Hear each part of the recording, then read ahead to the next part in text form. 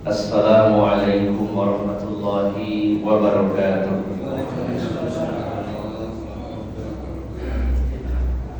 Alhamdulillahi rabbil alamin wal 'aqibatu lil muttaqin wala 'udwana illa 'alal zalimin. Asyhadu an la ilaha illallah wahdahu la syarika lah wa asyhadu anna Muhammadan 'abduhu wa rasuluhu la nabiyya ba'da. Allahumma shalli wa sallim wa barik ala nabiyyina Muhammadin wa ala alihi wa sahbihi ajma'in. Ya ayyuhalladzina amanu taqullaha haqqa tuqatih wa la tamutunna illa wa antum muslimun, amma ba'd. Para alim ulama, para ustaz, para sesepuh yang senantiasa saya hormati dan saya muliakan, bapak-bapak dan ibu-ibu jamaah Masjid Al-Ikhlas yang dirahmati Allah Subhanahu wa ta'ala.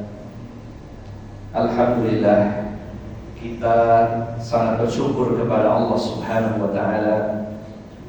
Pada pagi hari ini Allah berikan umur dan kesempatan kepada kita semuanya. Mari kita menyikapi dengan bijak ketika Allah memberikan umur kepada seseorang dan juga Allah mewafatkan seseorang. Kehidupan yang Allah berikan hendaknya menjadikan tambahan waktu bagi kita untuk menambah kebaikan-kebaikan. Dan kematian seseorang merupakan saat di mana dia berhenti dari segala dosa-dosa dan maksiat. Maka ini pun yang diajarkan oleh Rasulullah SAW, bahwasanya kita harus meminta kepada Allah. Jika diberikan umur, maka semoga umur itu sebagai sarana untuk menambah kebaikan. Dan jika Allah takdirkan kembali kepadanya, maka itulah saatnya kita berhenti dari segala dosa dan maksiat. Bahkan kita senantiasa berupaya dan berusaha untuk selalu bertobat, meminta ampun kepada Allah dari segala dosa dan maksiat sebelum kematian itu mendatangi kita semuanya. Mudah-mudahan waktu umur yang Allah berikan untuk kita semuanya jadi waktu dan umur yang barokah, sehingga menambah kebaikan-kebaikan bagi kita, dan semoga dosa-dosa dan kesalahan kita diampuni oleh Allah Subhanahu wa ta'ala. Bapak Ibu yang dimuliakan Allah Subhanahu wa ta'ala, kita lanjutkan kajian kitab Asyratus Sa'ah, tanda-tanda kiamat. Masuk pada poin yang ke-6 dari tanda-tanda besar kiamat. Al-Faslus Sadis, pasal yang ke-6, yaitu Ad-Dukhan. Ini kita sudah membahas 5 tanda besar. Yang pertama Al-Mahdi, yang kedua Masihud Dajjal, kemudian yang ketiga Nuzul Isa ibnu Maryam, turunnya Nabi Isa. Kemudian yang keempat yaitu Ya'juj wa Ma'juj, dan yang kelima 3 penenggelaman ke dalam bumi. Kita masuk pada poin yang ke-6, yaitu Ad-Dukhan. Dukhan secara bahasa artinya asap. Ada yang mengartikannya kabut, ya mirip. Bahkan orang-orang Arab menyebut rokok itu dengan sebutan dukhan, karena dari dulu nggak ada, sehingga rokok adalah sesuatu yang baru. Kemudian orang Arab sulit untuk memberikan nama, maka diberi nama ad-dukhan, yaitu asap. Sehingga kalau ada orang merokok, orang Arab mengatakan syurbud dukhan. Syurb artinya minum sebenarnya, tapi bukan berarti asapnya diminum, tapi dikonsumsi. Sehingga orang sedang merokok atau sedang melakukan aktivitas merokok disebut syurbud dukhan, yaitu menghisap asap. Ya, begitu. Ini secara bahasa. Namun dukhon di sini yang dimaksud adalah dukhon yang menjadi tanda kiamat, dan dukhon di sini bukan dukhon dalam skala yang kecil. Karena kalau skala yang kecil sangat banyak sekali asap dan kabut pada hari ini. Kabut di pegunungan, kemudian lebih kecil lagi asap kendaraan bermotor, asap pabrik dan lain-lain. Maka ini bukan yang dimaksud. Kita bacakan dulu Bapak Ibu jamaah sekalian. Zuhurud dukhani fi akhir zamani min alamatis sa'atil kubra allati dalla 'alaiha al-kitab wa sunnah. Kemunculan asap di akhir zaman adalah salah satu tanda di antara tanda-tanda besar kiamat yang dijelaskan, ditunjukkan oleh Al-Quran dan Sunnah, yaitu hadis-hadis Nabi SAW. Di sini ada dua pembahasan, yaitu adillatu minal Qur'anil Karim wa adillatu minas Sunnah. Dalil dari Al-Quran dan dalil dari As-Sunnah, yaitu hadis Nabi SAW. Yang pertama Bapak Ibu jamaah sekalian, al-adillatu minal Qur'anil Karim, dalil dari Al-Qur'anul Karim.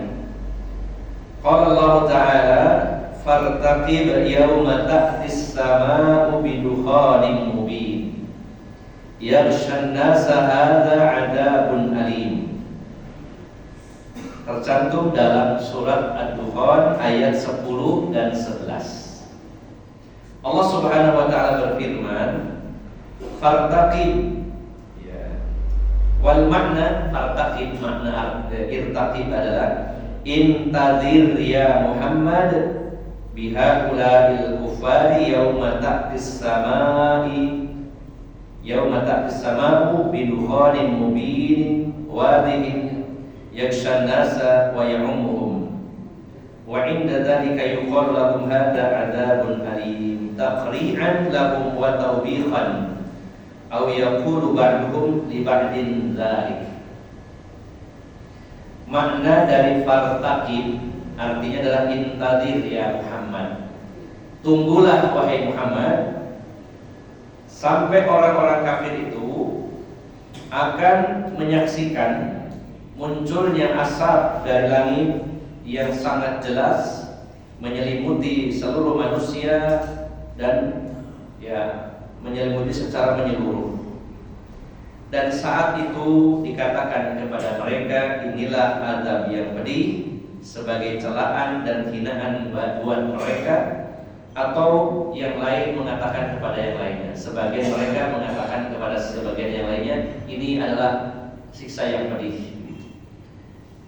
Wafil muradi fi hadzal dukhan wa hal waqa'a aw huwa min al-ayatil murtaqibah qaulani lil ulama. Bapak Ibu jamaah sekalian, tentang dalil ayat ini yang berbunyi, maka tunggulah wahai Muhammad sampai datang di mana ada hari, yaitu ketika langit yang memunculkan asap yang sangat nyata yang menutupi menyelimuti manusia, dan ini adalah siksa yang pedih. Maka pertanyaannya, apakah dukhan atau asap ini sudah terjadi atau belum terjadi? Para ulama terpecah menjadi dua kubu, dua pendapat tentang hal ini. Al-awwal anna hadzal dukhan huwa ma asaba Quraisyan min asy-syiddati wal ju' wa 'indama da'a 'alaihim an-nabiy sallallahu alaihi wasallam hina lam yastajibu lahu wa asbahu yarawna fis sama'i ka hayati dukhan. Wa ila hadzal qawli dhahaba Abdullah bin Mas'ud radhiyallahu anhu wa tabi'ahu jama'atu minas salaf. Pendapat yang pertama tentang dukhan ini, bahwasanya dukhan ini sudah terjadi dan menimpa kaum Quraisy, dan ini terjadi karena adanya kesulitan dan kelaparan yang sangat yang menimpa mereka ketika mereka diajak oleh Rasulullah SAW ke dalam Islam, namun mereka tidak mengikutinya. tidak menerima seruan Nabi Muhammad SAW, maka jadilah mereka melihat, yaitu di atas langit atau melihat ke langit ada semacam dukhon, yaitu adanya asap. Ini adalah pendapat dari Abdullah bin Mas'ud dan juga diikuti oleh sebagian sekumpulan dari salaf, yaitu para pendahulu dari para sahabat, terutama para tabi'in dan tabi'ut tabi'in. Jadi istilah salaf adalah secara bahasa yang kuno, yang terdahulu. Jadi Bapak Ibu jamaah sekalian, pendapat yang pertama tentang ayat tadi, tunggulah wahai Muhammad sampai langit mengeluarkan asapnya, ini sudah terjadi, dan ini pendapat dari Abdullah bin Mas'ud dan sebagian besar juga dari kalangan salaf, yaitu kalangan pendahulu-pendahulu kita, baik itu sahabat, tabi'in maupun tabi'ut tabi'in dan seterusnya. Maka Bapak Ibu jamaah sekalian yang dimuliakan Allah Subhanahu wa taala, ketika ada seorang laki-laki dari Kindah, ya, ada seorang laki-laki dari daerah namanya Kindah. Walamma hadatsa rajulun min Kindatin 'an dukhan wa qala innahu yaji'u dukhan yawm al-qiyamah wa ya'khudhu bi asma'il munafiqin wa absarihim. Wa Ibnu Mas'ud radhiyallahu anhu wa qala man 'alima falyaqul wa man lam ya'lam falyaqul Allahu a'lam. Fa inna min al-'ilmi an yaqula lama la ya'lam la a'lam. Fa inna Allah qala li nabiyhi qul ma as'alukum 'alaihi min ajrin wa ma 'ana minal mutakallifin. Wa inna Quraisyan abta'u 'ala al-Islam pada 'alaihi Nabi sallallahu alaihi wasallam. Faqala Allahumma a'inni 'alaihim bisab'in kasab'i Yusuf wa akhadathum sanatun hatta halaku fiha wa akalul mayyit maitata wal idama wa yarrajulu ma bainas samai wal ardi kahai'atil dukhan. Ada seorang laki-laki dari Kindah. Dia mengatakan, sesungguhnya dukhan akan muncul pada hari kiamat. Maksudnya mendekati hari kiamat. Maka dukhan ini, asap ini akan menghilangkan mata, maksudnya pandangan mata dan pendengaran orang-orang munafik. Akan muncul asap yang menyebabkan penglihatan orang-orang munafik dan juga pendengarannya itu hilang, buta dan tuli dengan sebab asap ini. Maka Ibnu Mas'ud marah dan beliau menegurnya dengan mengatakan, barang siapa yang berilmu, barang siapa yang tahu, maka katakan. Dan kalau tidak tahu, maka katakan Allahu a'lam. Karena termasuk bagian dari ilmu adalah ketika seseorang mengatakan aku atau aku tidak tahu ketika dia tidak tahu, atau mengatakan Allah yang maha tahu.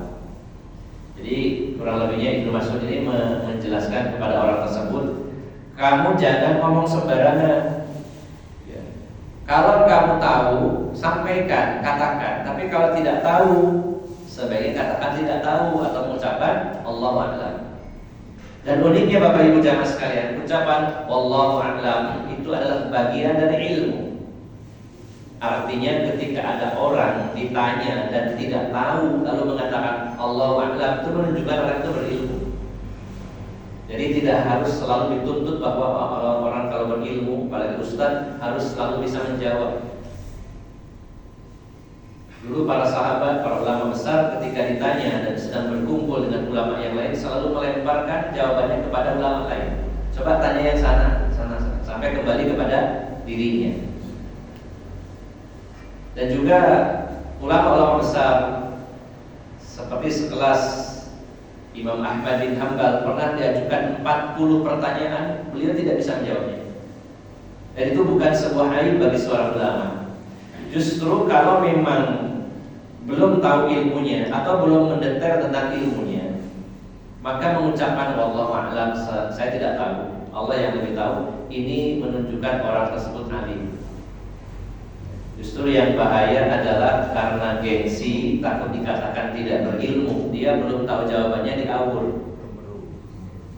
Nah, ini membahayakan Bapak Ibu sama sekali. Karena apalagi orang tersebut memiliki followers, diikuti omongannya. Berapa banyak orang yang tersesat gara-gara omongannya, karena dia menjawab sesuatu yang bukan kapasitasnya atau belum diketahui ilmunya, lalu dia menjawab sekenanya. Jadi saya dan penjenengan harus mantap, pede. Kalau memang nggak tahu, katakan wallahu a'lam, saya tidak tahu.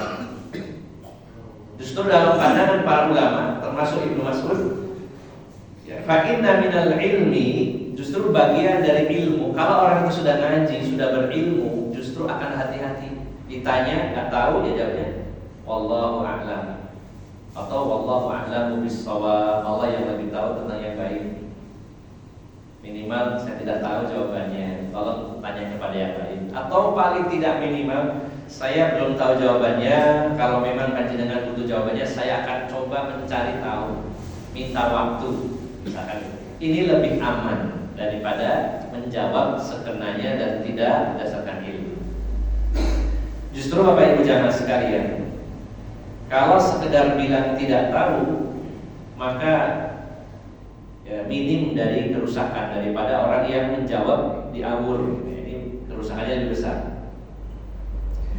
Maka secara bahasa, orang ketika tidak tahu disebut jahil dan perbuatannya adalah jahil. Kalau tidak tahu sebenarnya jahil gitu. Secara bahasa, bukan berarti kalau ada orang nggak bisa jawab pasti orang yang bodoh, tidak. Tapi dalam poin tersebut dia secara bahasa jahil, masih bodoh. Tapi ketika orang itu menjawab sekenanya diawur, maka disebut jahlun murakkab, yaitu bodoh yang berlipat. Seperti sering saya contohkan, kalau kita ditanya orang tentang alamat atau arah jalan, misalkan tanya, Pak, Nun Sewu, kalau ke Surabaya dari sini lewat mana ya? Kalau kita tahu, kita jelaskan. Kalau tidak tahu, bilang, ngapunten, saya juga baru di sini, saya tidak tahu. Tolong tanya ke sebelah Pak, mau Pak. Daripada tidak tahu tapi sok-sok tahu, dijawab saja sekenanya. Oh, nanti panjenengan ke arah sana, ya, perempatan ke kiri terus. Akhirnya nyampe Jakarta. Nah, ini malah membahayakan. Nah, dalam konteks kisah ini ada seorang laki-laki dari Kindah menjelaskan tentang asap yang akan terjadi menjelang hari kiamat yang menyebabkan hilangnya penglihatan dan pendengaran orang-orang munafik. Tapi ditegur oleh Ibnu Mas'ud. Kata Ibnu Mas'ud, kalau tahu katakan, kalau tidak tahu bilang tidak tahu. Karena bagian dari ilmu adalah ketika tidak tahu sesuatu katakan saya tidak tahu dan wallahu a'lam. Ya. Lalu beliau membacakan firman Allah dalam surat Shad ayat 86. Allah berfirman kepada Nabi Muhammad SAW, "Qul ma as'alukum alaihi min ajrin wa ma ana minal mutakallifin." Katakan wahai Muhammad, tidaklah aku meminta upah kepada kalian dan tidaklah saya ini termasuk orang yang membuat-buat. Nabi Muhammad itu tidak mengira-ngira, tapi menyampaikan sesuatu yang pasti dan sesuatu yang benar, bukan membuat-buat, mengira-ngira. Lalu dijelaskan oleh Abdullah bin Mas'ud, sesungguhnya orang-orang Quraisy mereka enggan menerima Islam ketika Rasulullah mendakwahkannya kepada mereka. Maka Rasulullah berdoa kepada Allah, Allahumma a'inni bisab'in, Allahumma a'inni alaihim bisab'in kasabi Yusuf. Ya Allah, tolonglah saya agar timpakan kepada mereka paceklik 7 tahun sebagaimana 7 tahun yang terjadi di zaman Nabi Yusuf. Jadi Rasulullah pernah mendoakan keburukan bagi orang-orang Quraisy karena saking sulitnya mereka itu menerima kebenaran. Ya Allah, tolonglah saya atas mereka agar mereka ini merasakan kekeringan, paceklik, krisis pangan selama 7 tahun sebagaimana yang dialami oleh kaum Nabi Yusuf. Maka akhirnya Allah timpakan kepada mereka tahun yang penuh dengan kebinasaan, maksudnya kekeringan yang sangat, gagal panen. sampai orang-orang Quraisy itu makan bangkai dan tulang-tulang yang ada. Dan ada di antara mereka karena saking beratnya kesulitan dan kelaparan yang mereka alami, lalu melihat langit itu seperti berasap. Maka inilah pendapat yang pertama dari Abdullah bin Mas'ud bahwa asap yang dimaksud dalam ayat tadi surat Ad-Dukhan ayat 10-11 adalah asap yang dilihat orang-orang Quraisy ketika kelaparan. Wa hadzal qawli rajjahahu Ibnu Jarir At-Tabari thumma qala li anna Allah jalla thanahu tawa'ada bi dukhan musyriki Quraisy wa anna qawlahu li nabiyhi Muhammad sallallahu alaihi wasallam fartaqib yawma ta'tis samaa'u bi dukhanin mubin fi siyaqi khitabillahi kuffarun Quraisy wa tahri'ahu iyyahum bi syirkihim. Jadi pendapat ini dikuatkan oleh Ibnu Jarir At-Tabari.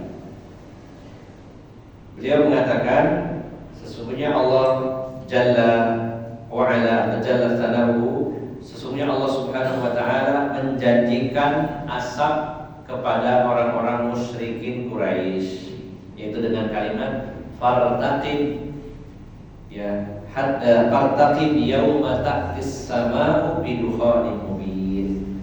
Jadi yang pertama Bapak Ibu jamaah sekalian yang dimuliakan Allah, pendapat pertama menyatakan bahwa asap yang dimaksud dari ayat tadi adalah asap yang sudah terjadi menimpa orang-orang musyrikin Quraisy ketika mereka menolak ajaran Islam. Dan asap yang mereka lihat adalah bukan asap secara hakiki, bukan asap sebenarnya. Tapi karena saking beratnya kelaparan dan kesulitan yang mereka alami, sehingga mereka berhalusinasi seperti melihat asap. Orang kalau dalam keadaan tidak normal, terlalu panas, terlalu kedinginan, terlalu lapar, itu jadi halusinasi. Kalau gitu, kok enggak seperti melihat sesuatu padahal tidak terjadi yang sebenarnya. Yang seperti saya contohkan, saya pernah hipotermia, kedinginan di Gunung Lawu di puncaknya, pas nyampe maghrib kedinginan, hujan deras, nggak bawa tenda, nggak pakai jaket dan lain-lain, nekat gitu ya. Karena pendakian pertama sampai puncak Gunung Lawu. Nah karena kedinginan saya berenam itu melihat 5 orang teman saya itu seperti raksasa yang besar-besar. Gede-gede itu benar-benar saya alami. Bukan gangguan semata-mata gangguan jin, tapi dingin yang sangat sehingga tubuh kita mengalami ketidaknormalan, detak jantung, otak dan semuanya jadi kelihatan besar-besar. Ini adalah halusinasi. Sehingga pendapat pertama tentang asap ini sudah terjadi menimpa kaum Quraisy, dan itu adalah bukan asap yang sebenarnya, hanya karena saking laparnya sehingga melihat di langit seperti ada asapnya.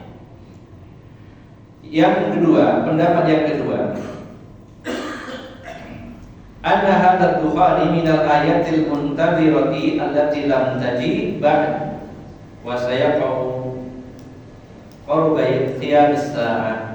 Pendapat yang kedua, bahwasanya dukhan ini, asap ini merupakan salah satu tanda yang ditunggu-tunggu, maksudnya belum terjadi, ya, dan terjadinya nanti menjelang kiamat kubro. Artinya pendapat kedua ini menyatakan ayat tadi yang menjelaskan tentang asap itu belum terjadi dan akan terjadi sebelum terjadinya kiamat kubro.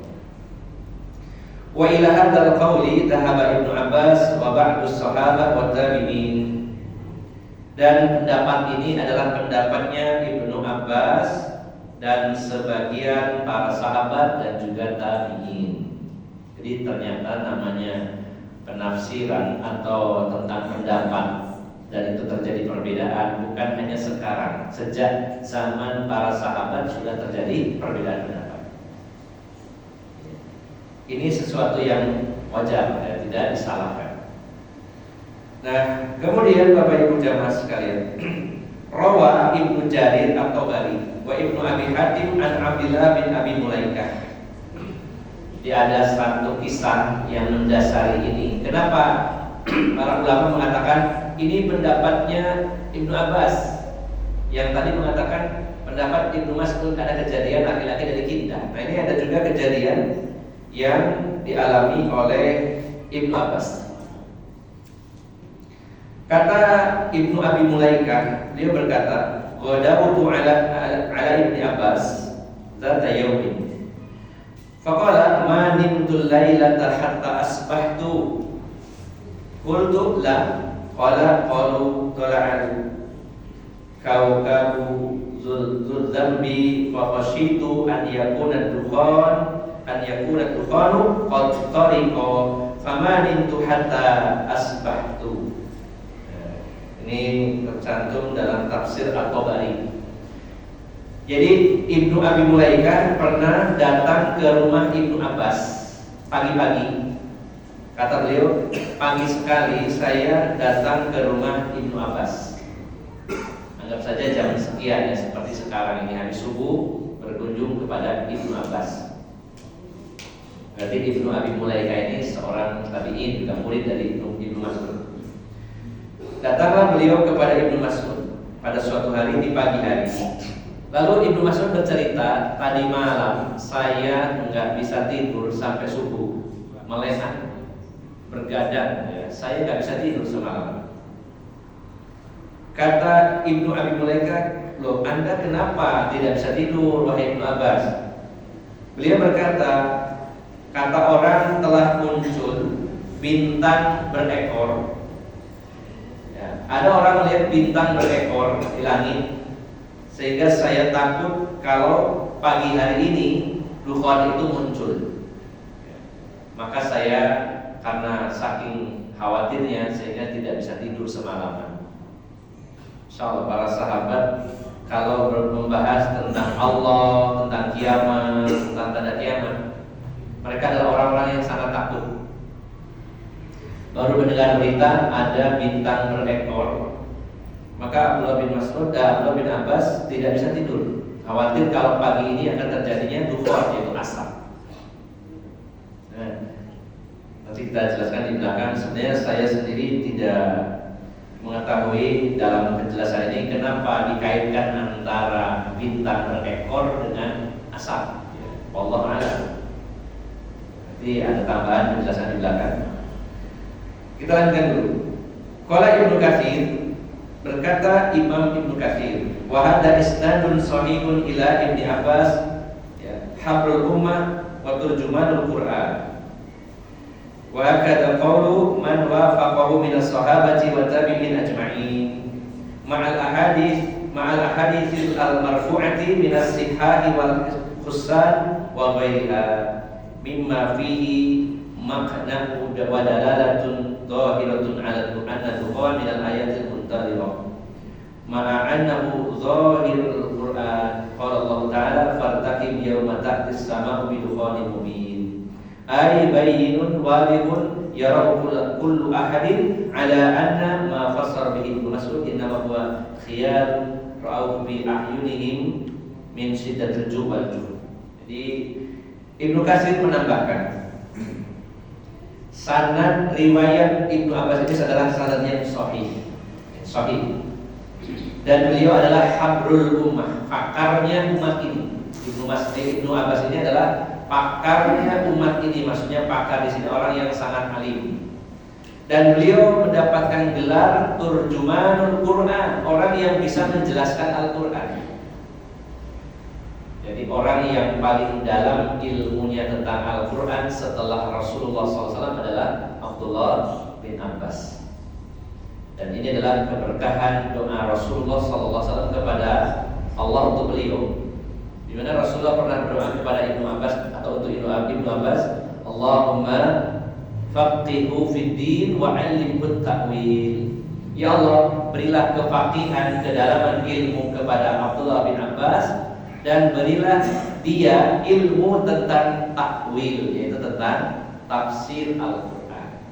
Maka Ibnu Abbas adalah orang nomor satu yang paling paham tentang maksud-maksud Al-Quran.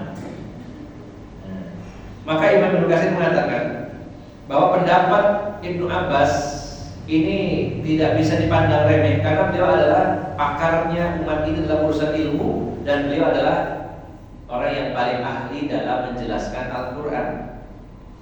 Dan sebagian dari sahabat serta tabi'in sepakat dengan pendapat beliau. Dan pendapat beliau pun didukung dengan hadis-hadis yang terangkat, hadis yang marfu sampai kepada Rasulullah SAW, baik hadis-hadis sahih maupun minimal hadis-hadis yang hasan. Dan juga ayatnya jelas dalam ayat tadi, "Fartaqib yauma ta'tis sama'u bidukhanin mubin." Tunggulah sampai langit mendatangkan asap yang nyata. Karena ada kata-kata nyata, Bapak Ibu. Kalimatnya bidukhanin mubin, asap yang nyata, bukan halusinasi, bukan asap bohong-bohongan, bukan hanya seperti asap, tapi asap mubin yang jelas, yang nyata. Apalagi ditambah ayat yang ke-11, yaghshan nasa ay yatabashshahum wa ya'umuhum walau kana amran khayaliyan yakhussu ahla Makkah al-musyrikin. Di ayat yang ke-11 Allah menyatakan asap ini menyeliputi manusia. Maksudnya manusia di sini adalah meluas, ya, menutupi seluruh permukaan bumi. Sementara pendapat Ibnu Mas'ud hanya dialami orang-orang musyrikin Mekah saja. Itu pun tidak semua, disebutkan ada seorang laki-laki yang melihat seolah-olah ada asap. Nah, jadi dari dua pendapat ini, maka pendapat yang kedua ini lebih kuat. Yang pertama, ayatnya dijelaskan oleh Ibnu Abbas yang paling paham tentang ayat, dan juga dinyatakan dukhon mubin, yaitu asap yang nyata, bukan hayalan, ya, bukan halusinasi. Dan menyeliputi manusia, bukan hanya orang musyrikin Mekah saja. Kemudian Bapak Ibu jamaah sekalian yang dimuliakan Allah Subhanahu wa taala, dan juga ada hadis-hadis yang akan dibahas di belakang nanti tentang bab dalil-dalil dari hadis Nabi sallallahu alaihi wasallam. Kemudian ada sebagian ulama yang menggabungkan dua pendapat ini. Maksudnya fokusnya kepada ayat tadi, "Fartaqib yauma ta'tis sama'u bidukhanin mubin." Tunggulah hingga langit mengeluarkan asap yang nyata. Ini pendapat yang ketiga menyatakan gabungan dari dua pendapat sebelumnya. Artinya asap yang dimaksud di dalam Al-Quran ada yang sudah terjadi dan ada yang belum terjadi. Karena ini lebih mudah ya Pak ya. Pendapat yang ketiga ini merangkum keduanya. Walaupun penekanannya sebenarnya lebih kepada pendapat yang kedua karena dikuatkan dengan hadis-hadis Nabi Sallallahu Alaihi Wasallam. Baik Bapak Ibu jamaah sekalian, jadi kesimpulan poin pertama, dalil dari Al-Quran surat Ad-Dukhan ayat 10-11 ada tiga pendapat. Yang pertama, Dukhan di sini adalah hanya hayalan dan sudah terjadi menimpa kaum Quraisy Mekah. Yang kedua pendapat itu adalah Dukhan belum terjadi dan itu masih misteri dan masih kita tunggu kejadiannya. Dan yang ketiga, bahwa asap itu sudah terjadi dan akan terjadi, sehingga dua kali. Baik, kita lanjutkan yang kedua. Sedikit lagi, al-adillatu minas sunnatil mutahharah. Dalil-dalil dari as-sunnah al-mutahharah, sunnah yang suci, yaitu hadis Nabi SAW. Mado zikru ba'dil ahaditsi ad-dallati 'ala dhuhuri dukhani fi akhir zaman wa sa'adkuru huna mazidan minal ahadits dallati 'ala dzalik. Sudah saya sebutkan banyak sekali hadis-hadis tentang dukhon di awal, sehingga di sini saya hanya menambahkan, kata penulis, menambahkan dalilnya. Artinya dalil-dalil tentang dukhon itu sudah disebutkan di awal, karena setiap membahas tanda kiamat ada sambungannya. Tanda kiamat 1, 2, 3. Nah, kadang disebut dukhon di bab-bab sebelumnya. Sehingga di sini adalah tambahan saja. Ada tiga hadis dan ini pun dikutip ya, disingkat. Yang pertama hadis riwayat Imam Muslim dari Abu Hurairah. Anna Rasulullah sallallahu alaihi wasallam qala badiru bil a'mali sittan ad-dajjal wad dukhan. Bahwasanya Rasulullah sallallahu alaihi wasallam bersabda, bersegeralah untuk beramal sebelum muncul 6 tanda kiamat. Tapi di sini hanya mewakili, disebutkan di antaranya adalah kemunculan Dajjal dan dukhan, yaitu asap. Tanda-tanda besar kiamat ini ada 10, maka salah satunya adalah dukhan ini. Namun dalam hadis ini disebutkan 6. Ini perintah dari Rasulullah agar kita ini jangan menunda-nunda amal, karena sebentar lagi kiamat datang. Jangan itu datang. Yang kedua, wajah fi hadis Hudzaifah, dan telah datang dalam hadis Hudzaifah fi dzikri asratis sa'atil kubra, ketika menyebutkan tentang tanda-tanda kiamat, ya, tanda besar kiamat, yaitu ad-dukhan. Jadi hadisnya tidak disebutkan tapi dikutip bahwa dalam hadis riwayat dari Hudzaifah, hadis ini riwayat Muslim, disebutkan adanya dukhan. Yang terakhir, warawa Ibnu Jarir wa Tabrani an Abi Malik al-Ash'ari, meriwayatkan Ibnu Jarir dan Imam At-Tabrani dari Abu Malik al-Ash'ari radhiyallahu anhu, beliau berkata, qala Rasulullah sallallahu alaihi wasallam, bersabda Rasulullah sallallahu alaihi wasallam, inna rabbakum andarakum thalathan, ad-dukhanu ya'khudul mu'mina kazzakmah wa ya'khudul kafira fayantafuhu hatta yakhruja min kulli musmi'in minhu.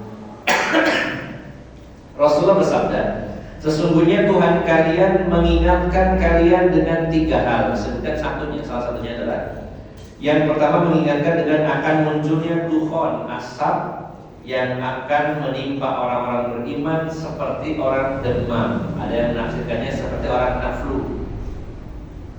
Ini Bapak Ibu dan sekalian, ketika dukhan ini terjadi, yang dialami orang-orang beriman seperti orang yang sedang flu, ya, gerges ada flu, ya, pilek gitu. Itu yang dialami orang-orang beriman. Sedangkan orang-orang kafir, mereka keluar, ya, darah dari telinga-telinga mereka. Jadi yang dialami orang kafir lebih berat. Ini akan terjadi. Baik Bapak Ibu jamaah sekalian, saya simpulkan dan saya rangkum bahwa salah satu tanda besar kiamat adalah kemunculan asap yang menyelimuti permukaan bumi secara merata. Sebagian riwayat menjelaskan bahwa kejadiannya selama 40 hari 40 malam. Dan ini sangat menyulitkan tentunya Bapak Ibu jamaah sekalian. Bisa dibayangkan asap ini sangat pekat sehingga menutupi sinar matahari selama 40 hari 40 malam. Ya, sebagian ulama ada yang menyarankan sebaiknya menyiapkan segala sesuatunya sebelum terjadinya asap ini, terutama perbekalan, ya, logistik, mungkin sumber energi, ya. Karena saat itu matahari tertutup, maka gagal panen, kekurangan makanan, dan kejadian-kejadian yang besar lainnya. Matahari tidak terlihat itu berat selama 40 hari 40 malam. Maka di saat itulah tanaman-tanaman juga tidak akan tumbuh, rusak, tidak terkena sinar matahari. Dan kita harus menyiapkannya, ya, barangkali kita mengalaminya. Kalau tidak mengalaminya, ya alhamdulillah. Karena ini adalah sebuah malapetaka yang besar. Orang-orang beriman saat terjadi asap ini, mereka seperti orang terkena flu, sementara orang kafir sampai keluar darah dari telinga mereka. Nah, Bapak Ibu jamaah sekalian, sebagaimana yang pernah saya sampaikan di sini bahwa para ilmuwan pun sudah memprediksi adanya kejadian ini. Namun beberapa ilmuwan berbeda pendapat tentang penyebabnya, karena sesuatu terjadi bisa ya yang secara asal ada penyebabnya. Sebagian ilmuwan mengatakan akan terjadi perang nuklir sehingga asap nuklirnya dan asap radioaktifnya akan menutupi bumi. Bapak Ibu jamaah sekalian, ini hanya prediksi ya dari para ilmuwan. Kalau dicari hadisnya tidak ada seperti itu, tidak dijelaskan.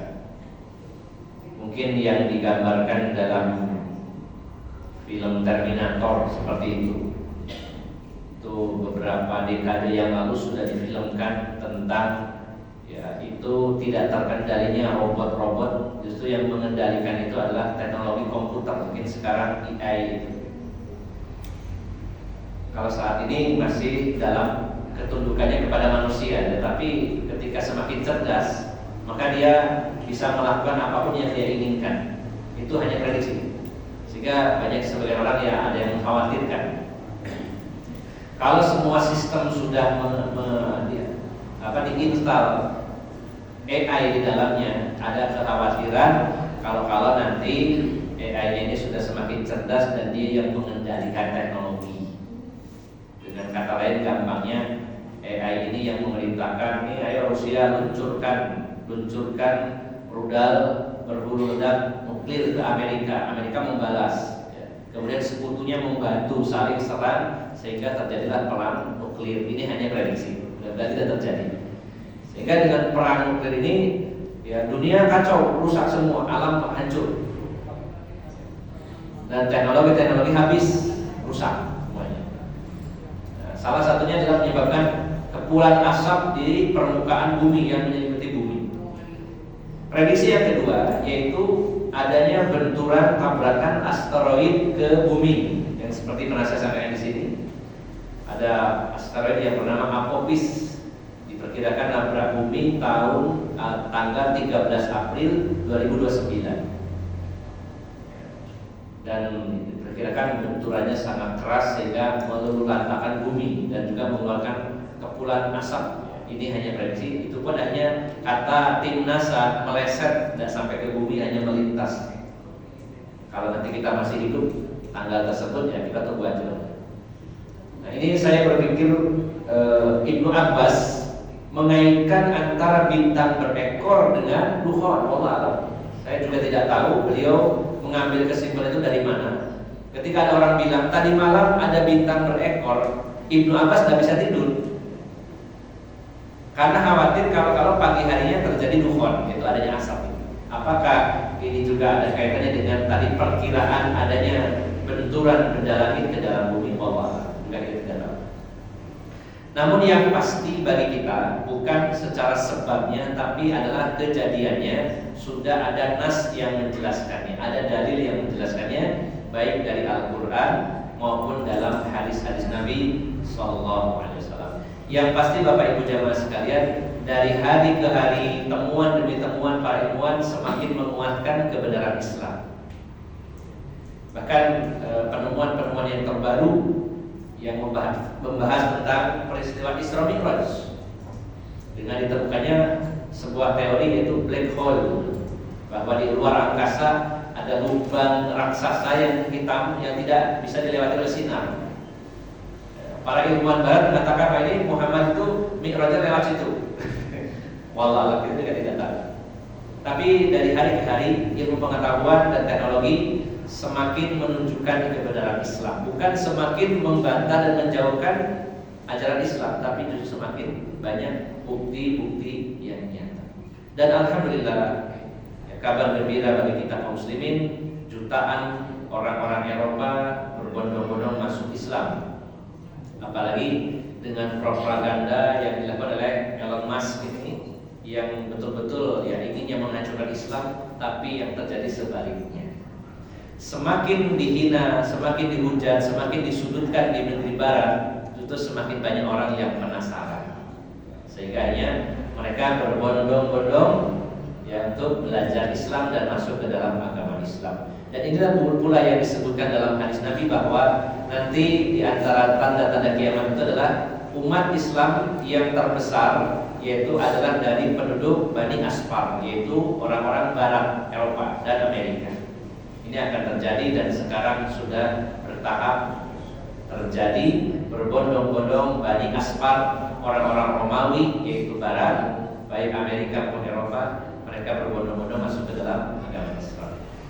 Alhamdulillah, kita sangat bersyukur kepada Allah dipilih menjadi seorang Muslim, dan kita bersyukur kepada Allah Subhanahu Wa Taala di mana Allah memberitahukan kepada kita melalui Al-Quran, melalui Rasulullah SAW tentang tanda-tanda kiamat, sehingga kita bisa bersiap-siap mengantisipasinya, dan juga tentunya ini merupakan tambahan bahan bakar iman kita terhadap adanya hari akhir.